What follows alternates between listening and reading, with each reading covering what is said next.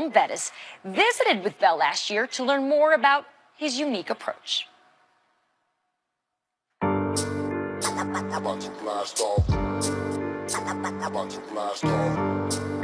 There he is. What's up, man? Good, baby. You doing, bro? I'm all right. How are you? Good, man. Okay, you ready to rock? You know, I'm making it, man. I'm ready. I'm definitely ready. I want you to take me through a run in terms of your patience, because I know a lot of people are saying, well, what is he keying on? What does he see? What is he thinking? So kind of take me through just, you know, a run to the right. Okay. What's your mindset? I'll be the tailback. You got to be the... I'll be the linebacker. Oh, you want to be linebacker? I'll be the linebacker. That's cool. So if I'm running, say the quarterback right here, big, give me the ball, I got the inside zone to this way. Right. And I'm watching the linebacker, but I know my blocking schemes. I know where guys are going. So I know the double team is coming up to this backer. Right. So when I'm coming, I see this backer, but I'm not going to look at him. Right. I'm not going to look at him at all. I don't even want him to know I see him. So I'm going to look straight. Maybe I even look to the right a little bit to have this guy kind of bait him into this gap. Coming in here. That's the gap I don't want to go. That's the gap I'm waiting for the lineman to kind of wash him down and open up the hole. Where I really want to go over here, it's really a backside run. So when I come, it's giving me time. I'm kind of being patient, so waiting. You want me to kind of work my way over here. As soon as you do that and the lineman take him, I cut the ball back. And, you know, that's when I get on the second level and, you know, all type of things can happen.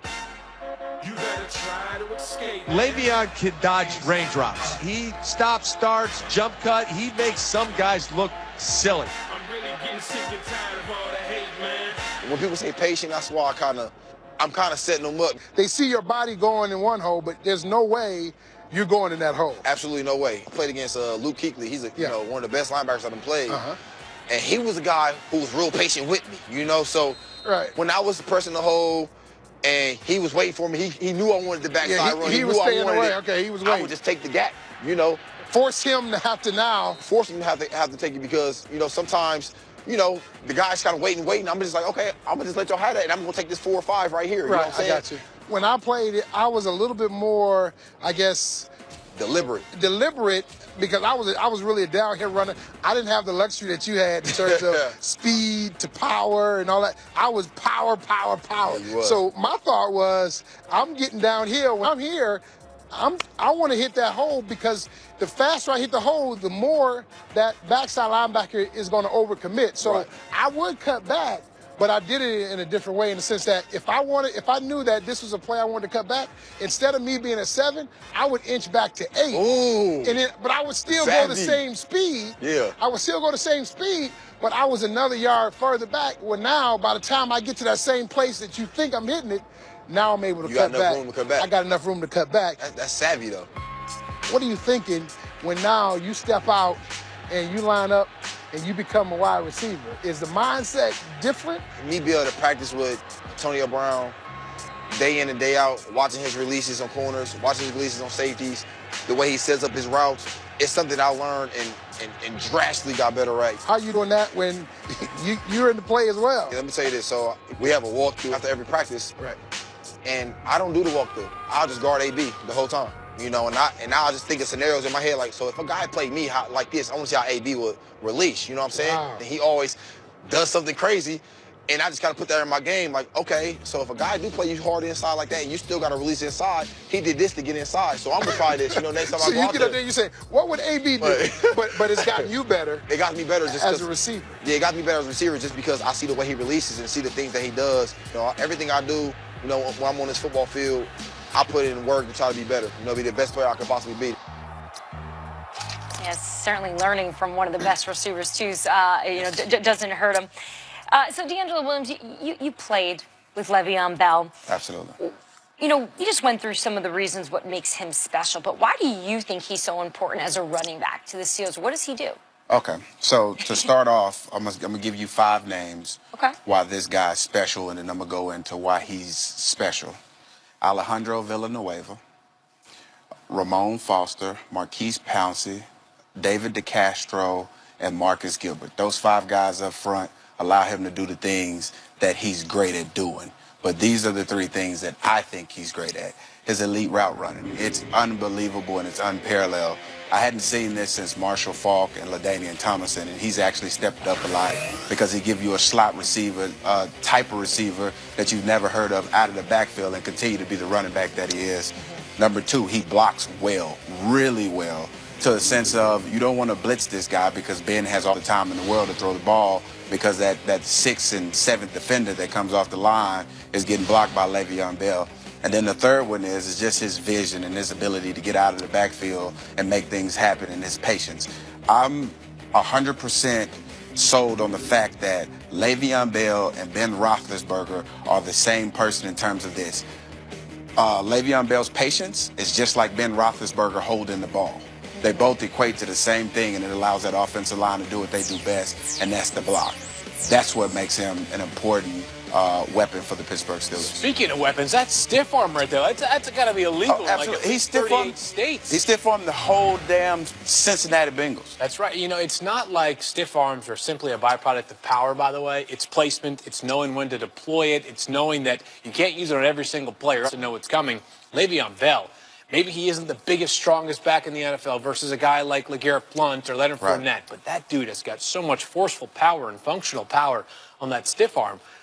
I mean, I'm impressed with Draco Patrick got back up and was like, I'm going to keep on playing. You know, the one thing that we didn't talk about, pay the man, Pittsburgh. Pay the man. You heard it here first.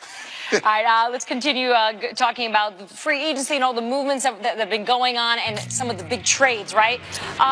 Some more info is actually coming out about the Kansas City Chiefs' decision to trade Marcus Peters to the Rams. Yesterday, we found out the compensation, right? The Chiefs sent Peters in a 6th-rounder to L.A. for a 4th-round pick this year, a 2nd-round pick next year. Peters will face his former team, and he was actually asked about playing against quarterback Patrick Mahomes when the Rams and Chiefs faced each other in Mexico City in 2018. This is what he said.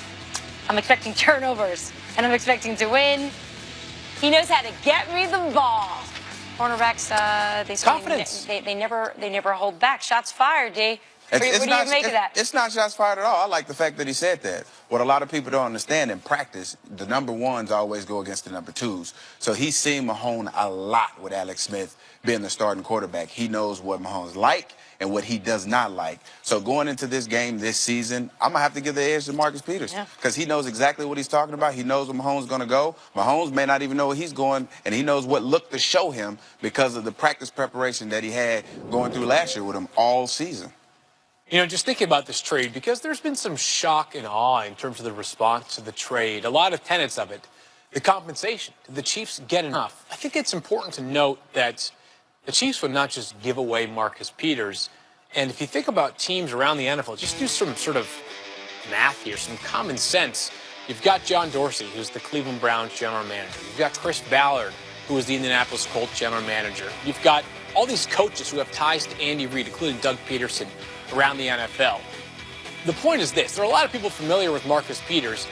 You can imagine the Kansas City Chiefs, in their dealings, in their potential dealings, were weighing a bunch of offers. This was not selling low on Marcus Peters.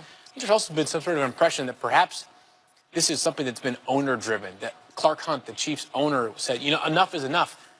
Not the case here. I think this is a decision that, you know, there's a lot of layers to unpackage to it, but the Chiefs felt like they got some draft compensation that could help them replenish a position going forward. And they're at a bit of a, I don't say crossroads, but this is a team that this offseason has already traded away its starting quarterback. It is not going to retain Derrick Johnson in free agency. It traded away Marcus Peters. This might be a youth movement, which sometimes in the NFL can be the healthiest thing for a franchise. Not if you want to get back the next season where you were the year before. Which, and maybe, so the question might be, is how much of a concession could these moves result in? Like, does this team go from being potentially the biggest threat in the AFC to the Patriots to all of a sudden, you know, they were the 3 seed this year, obviously, in the AFC playoffs. You know, how much does it impact this team's fortunes going forward? Does it make them an 8-win team next year? Does it mean they're an 8-win team with a bright future? Does it mean that they, you know, like, where are they? Because in the NFL, it's important to have a trajectory towards, you know, developing, because you don't want to flatline. That's the worst place to be. In that same interview, Marcus Peters mentioned that Alex Smith is scrutinized unfairly. He was singing his praises about his decision-making. How do you think Alex Smith is viewed in the league? Well, I've been screaming this for a very long time. The difference between... Scream! Well, I can't scream on set, but the difference between every quarterback in the National Football League, there's only one difference. Every one of them can throw. Every one of them at some point in time is accurate. Some are more than others.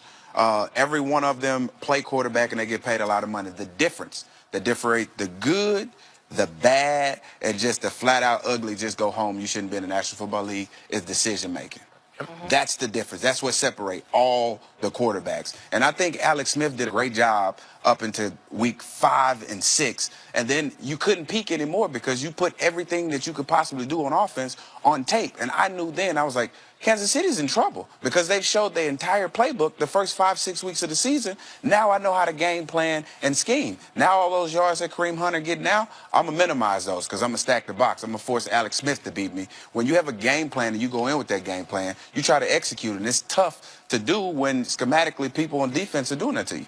Seems that Marcus Peters may know a little bit more about Patrick Mahomes than the rest of us with that quote that he gave there. Be careful what you wish for. Yes. The Denver Broncos got a licking from Patrick Mahomes in Week 17 of this regular season. All right, still to come, we are talking guarantees in February, guys. This is how I like it. Let's go. Bears running back Jordan Howard said that the Bears are going to the playoffs.